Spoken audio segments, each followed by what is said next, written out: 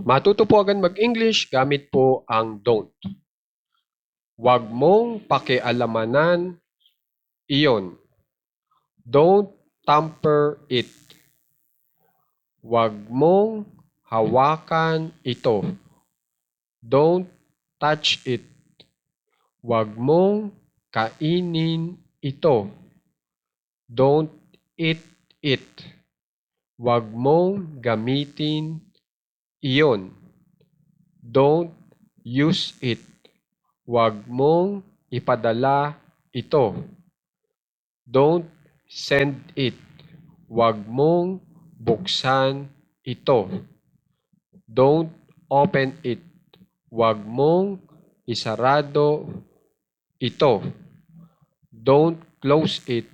Huwag mong ibalot ito. Don't wrap it.